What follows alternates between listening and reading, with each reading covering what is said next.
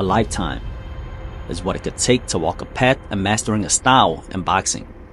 Yet even mastery is but a milestone. Perfection of technique lies deeper still, hidden in the subtle spaces between reflex and intention. But to execute such mastery consistently, under the lights and pressure of the highest stage, is rarer still, sometimes almost unreachable. Throughout boxing's long storied history, only a handful have ascended to the realm of true defensive artistry.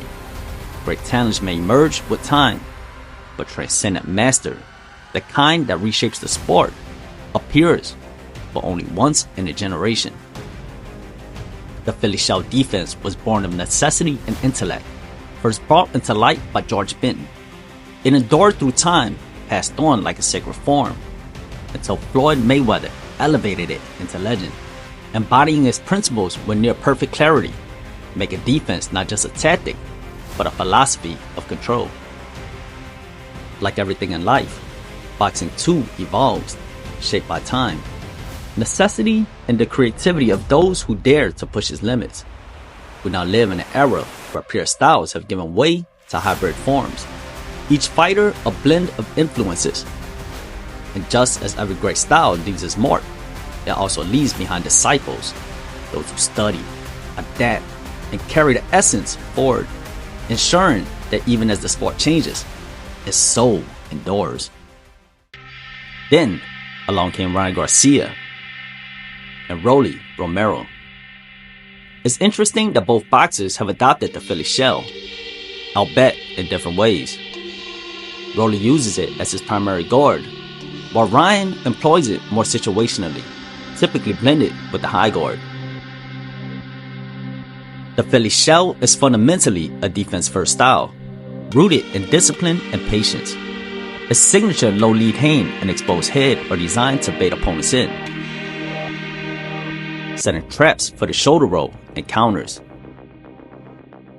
There's a paradox at play, as both Ryan and Rolly are naturally aggressive punchers.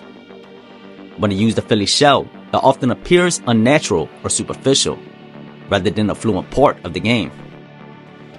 Mastering the Philly shell demands exceptional timing, reflexes, and positioning. By offering openings, you rely on split-second timing movements to defend each punch individually, requiring cat-like reflexes. The idea is to avoid staying in the same position for more than one punch. By constantly repositioning, you are able to coil your body to low power for counters, while also spotting any openings the opponent presents. Unlike the high guard, which most boxers utilize to block multiple punches in a static position. The struggles with the Philly shell stem from weak defensive fundamentals. The style requires precise technique, especially in head movement, shoulder rolls, and hand parries. Ryan and Rolly often lack the sharp reflexes and disciplined positioning necessary. They are offensive-minded, focused on the point of attack. But don't just throw the baby out with the bathwater, as both have shown flashes of an effective shell. However, flashes alone are mediocre at the world level. It's consistency that keeps you at the helm. This raises the question, even if they occasionally demonstrate competence, does adopting the Philly shell ultimately do them more harm than good? This moment for Ryan Garcia since round one. That's what he'd be looking for. That's how he set the trip in front of him. Coming off the ring, Romero trying to throw, missing. Along the ropes here. And there's that shoulder roll. Fishing for that right uppercut. Cruz is leaning in as he's had to do a 5-4. Romero being more stationary now, standing in the pocket. Cruz had Garcia around a lot, but he has not let his hands go. 40-36 in favor. Out of him, make him feel defeated, and then you can defeat him. Not only that, but look, Third generation grandfather trained by his father. And Garcia almost completely turning his back on his opponent. Yeah, this is something. Good shot right there. Brockton took those punches good. Normally, clinching and they're trying to counter. nothing happened.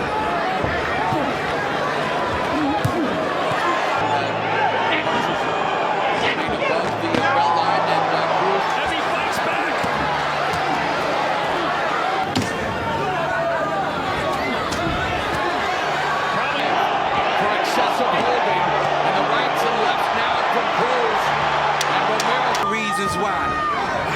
effective are you in the fight? Things are going right so far with Ryan Garcia, but yeah, I don't like that turn. It just doesn't look. There you go. There's a double. That's Here's Rolly with the jab. He left it out there, and he left himself open for a left hook. Go, second.